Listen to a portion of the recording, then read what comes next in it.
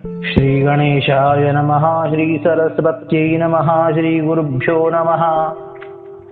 हरि ओम। ज्ञान संजीवनी परिवार के पावन उद्देश्यों द्वारा निर्मित एवं संचालित व्यासपीठ.org में आप सभी का स्वागत है। विगत कुछ दिनों से हम 16 संस्कारों की श्रृंखला सुन रहे हैं, जिसमें सबसे पहला गर्भाधान संस्कार संपन्न हो चुका है और अभी उससे आगे का विचार हम कर रहे हैं।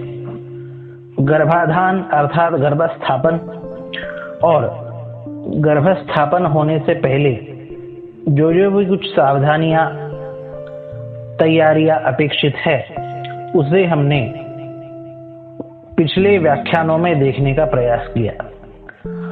अब गर्भ स्थापित होने के बाद हमें पता चल गया कि अब गर्भ स्थापित हो चुका है।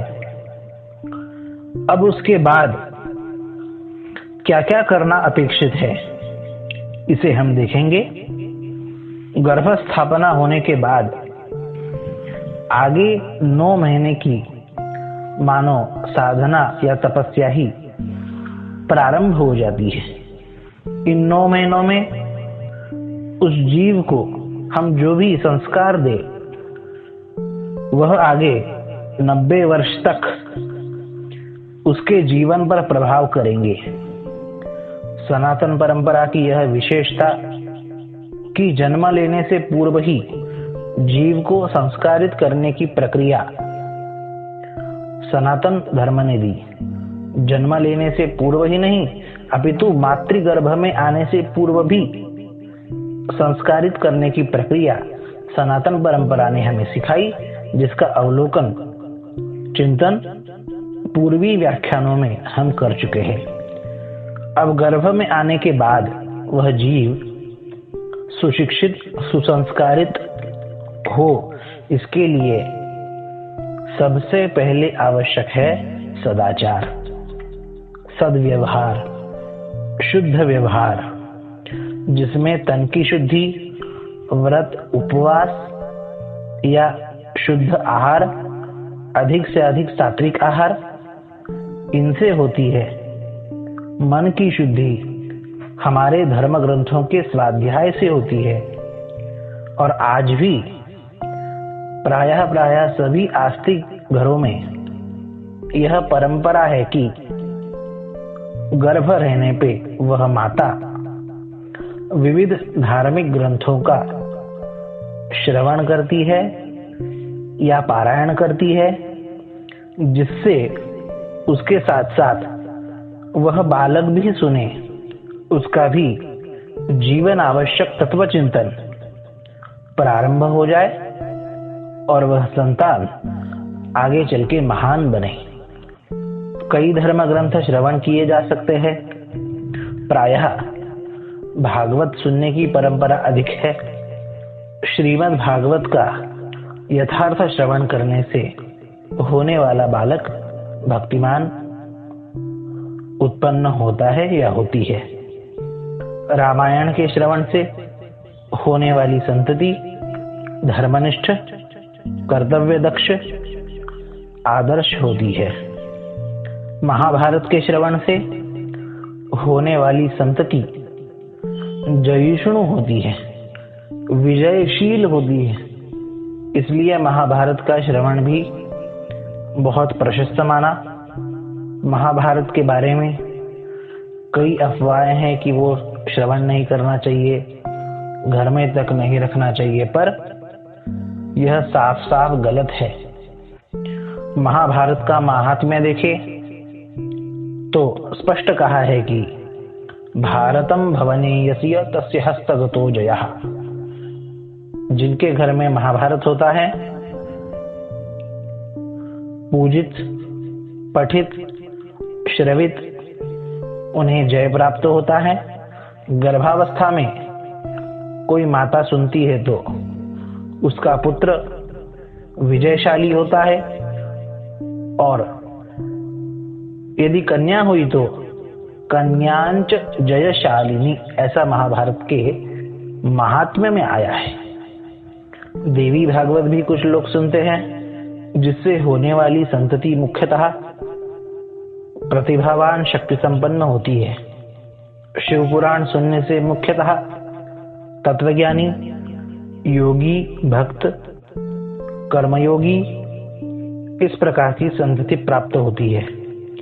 भगवत गीता सुनने से भी ऐसी ही संतति प्राप्त होती है। ब्रह्मसूत्र सुनने से दार्शनिक संतति प्राप्त होती है। सार बात समझनी हो तो जिस प्रकार का श्रवण, अध्ययन, चिंतन, उस प्रकार की संतति की प्राप्ति। जिन ग्रंथों के नाम लिए हैं उनके अलावा भी कई और सात्विक ग्रंथ है, और इन ग्रंथों को सुनने की बात कही।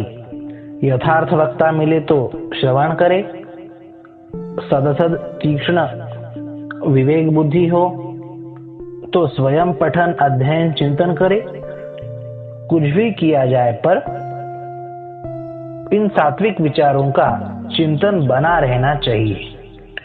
ऐसी भी बात नहीं कि हमने हफ्ते भर श्रीमद् भागवत की कथा सुनी और बाद में फ्री होके सामान्य रूप से 9 महीने बिताए तो भी फल मिलेगा, ऐसी बात नहीं।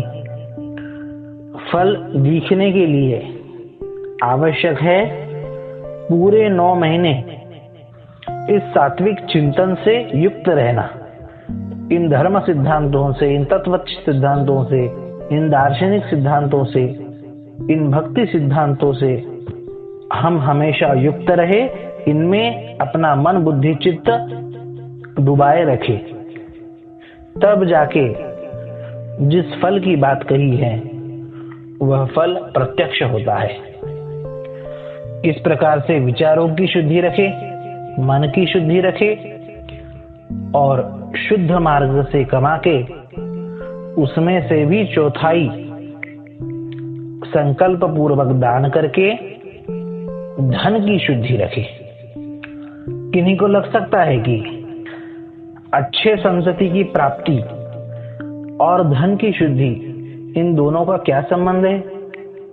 पर नहीं, इन दोनों का घनिष्ठ संबंध है। जिस प्रकार का धन आपके घर में होगा या उपयोग में लाया जाता होगा, उसी प्रकार की अच्छी या बुरी बुद्धि परिवार के लोगों की होती है, और विशेषतः अपने बालक और अगली आने वाली पीढ़ियों की होती है। कई बार आपने देखा होगा कि बेवजह, बिना कारण ही गलत व्यसन, लत और आदतें लग जाती है। उनके माता पिता कहते हैं कि इसकी संगति बुरी नहीं है, घर में वैसा गलत माहौल नहीं है, पर पता नहीं क्यों यह बालक बिगड़ गया। इसके मूल में कारण है अशुद्ध धन।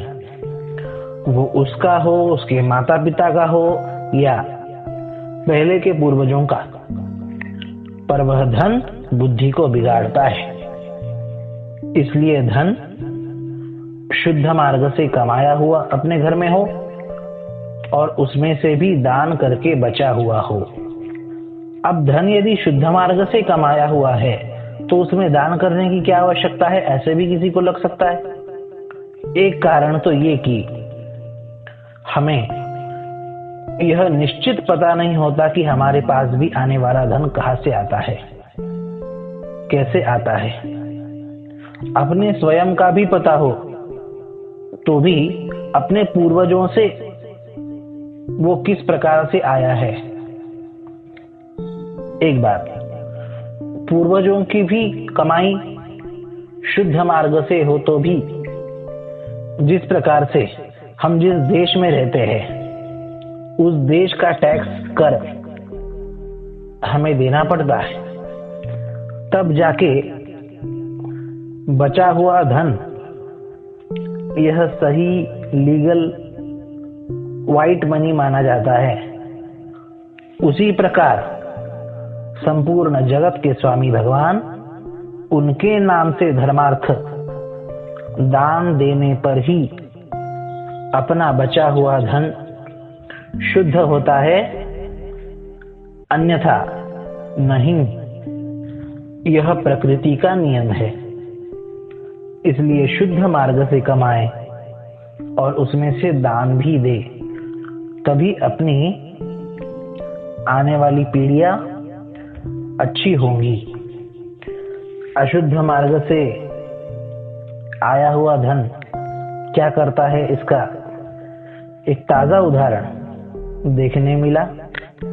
एक बहुत ही शुद्ध, सात्विक, उच्च, तपस्वी, विद्वान समाज के व्यक्ति उनकी और उनके समस्त समाज की व्यथा प्रस्तुत कर रहे थे एक सच्चे संत महात्मा के समक्ष कि महाराज, अब तक हमारी सभी पीढ़ियां सात्विक रही, पर अब हमारे बच्चे और हमारे पूरे समाज के बच्चे बिगड़ गए, सभी प्रकार के गलत कर्म करने लग गए, दुष्कर्म करने लग गए।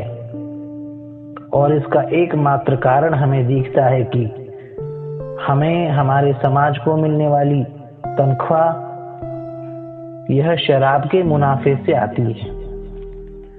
अब विचार करने की बात है कि किसी की तनख्वाह भी शराब के मुनाफे में से आ रही हो, तो पूरा का पूरा अच्छा खासा समाज, उस पूरे समाज की अगली पीढ़ियां लग रही है, तो अशुद्ध धन का कितना प्रभाव होता होगा गहराई तक।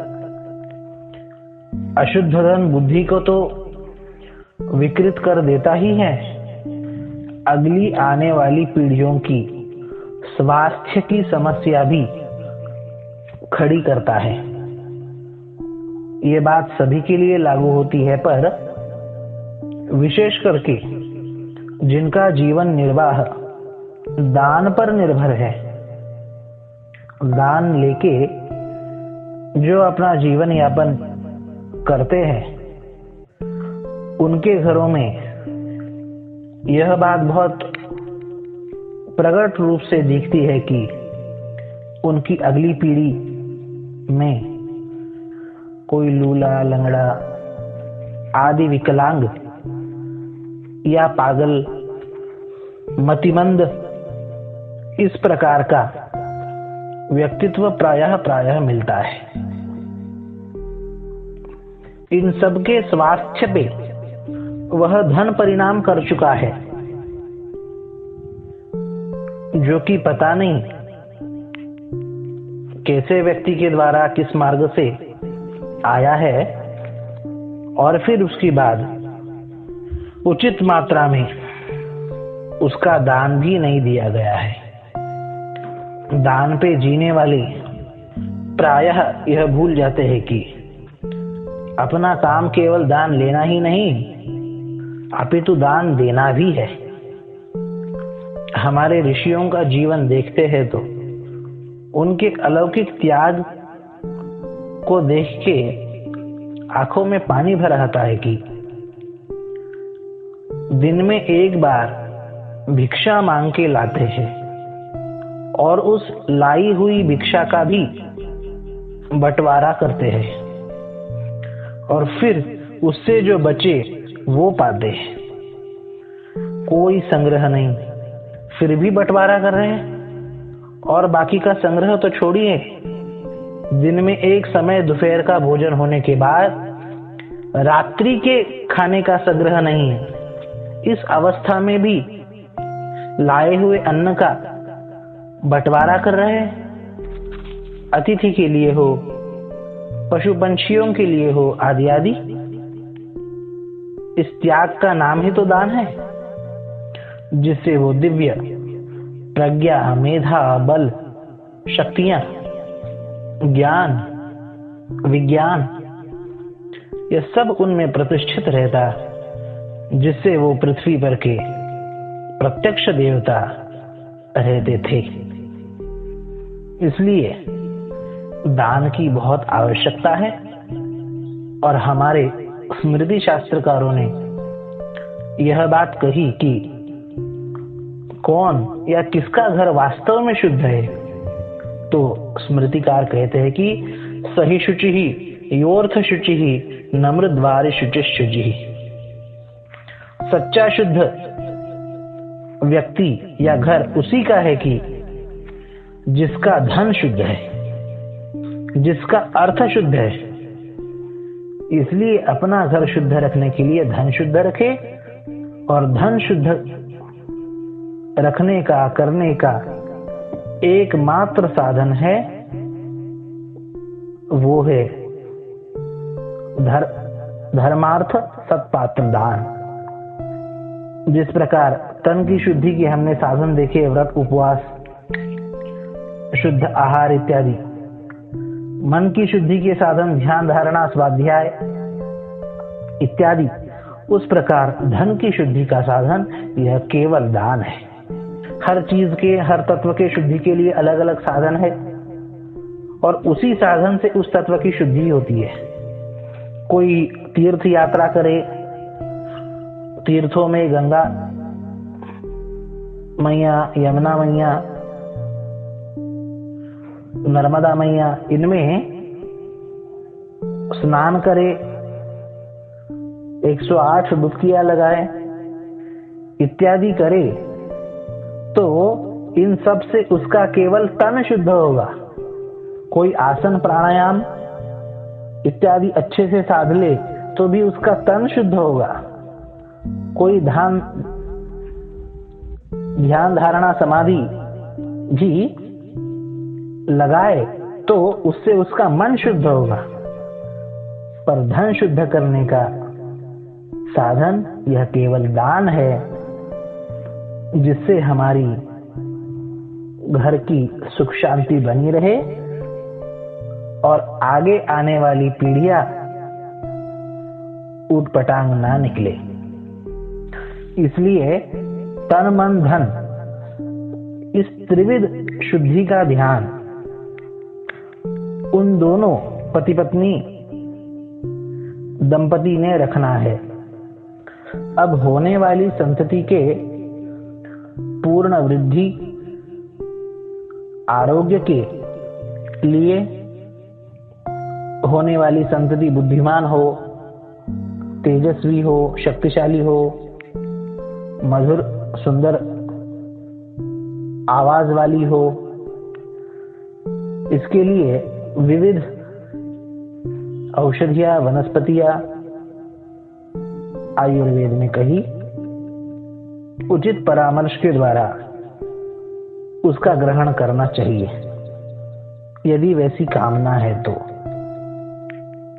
पर एक बात इसमें समझना आवश्यक है कि गर्भस्थ बालक के उचित विकास हेतु कम से कम उस 9 महीने के कालावधि में केवल आयुर्वेदिक ही औषधियां, वनस्पतियां इनका प्रयोग करें। 9 महीने की इस कालावधि में उस माता को अधिक से अधिक प्रसन्न रखा जाए, घर का वातावरण भक्तिमय हो। यह बहुत बड़ी तपस्या है।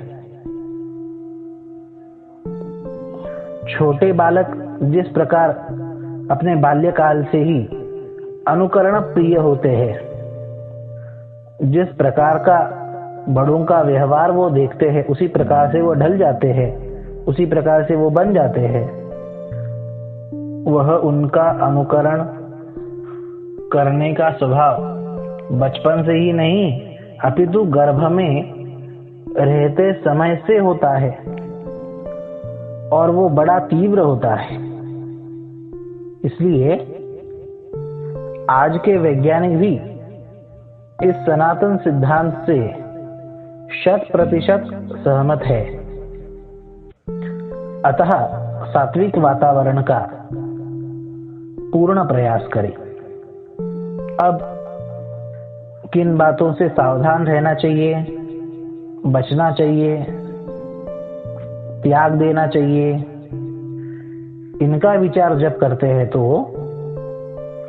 सीधा गणित यह है कि जो हमें समझ सके, जो हम अपने मन से विचार कर सके कि सिक्के के दो पहलू होते हैं, दोनों पहलू होते हैं। यदि सात्विक विचार धर्म ग्रंथों के श्रवण, चिंतन, मनन इत्यादियों से संतति अच्छी सात्विक उत्पन्न होगी तो TV, serial, film, cricket show इत्यादि देखने, सुनने, विचार करने से संतति कुबुद्धि ही होगी। शुद्ध सात्विक भोजन बना के भगवान को भोग नैवेद्य अर्पण करके प्रसाद रूप से सात्विक अन्न ग्रहण करने से संतति अच्छी सात्विक होती होगी तो अभक्ष्य, भक्षण, मांस, मदिरा, तरह तरह की cold drinks, Chinese, burger, pizza, macaroni, Manchurian ये सब खाने से संतति अशुद्ध ही होगी। शुद्ध मार्ग से धन अर्जित करके उससे दान करके बचे हुए धन का सदुपयोग करने से संतति सुबुद्धि पाती होगी तो अशुद्ध मार्ग से दान न देते हुए घर में ऐसे धन का उपभोग हो रहा हो तो संतति कुबुद्धि प्राप्त करेगी। अतः इन सब पहलुओं को ध्यान में रखते हुए गर्भोत्तर गर्भस्थापना होने के बाद भी संतति को शुद्ध संस्कार प्राप्त कराने हेतु यह बातें ध्यान में रखना आवश्यक है। आप सभी के घर में शुभ संतति की अभिवृद्धि हेतु मंगल प्रार्थना करते हुए वाणी को विराम। सच्चिदानंद भगवान की जय।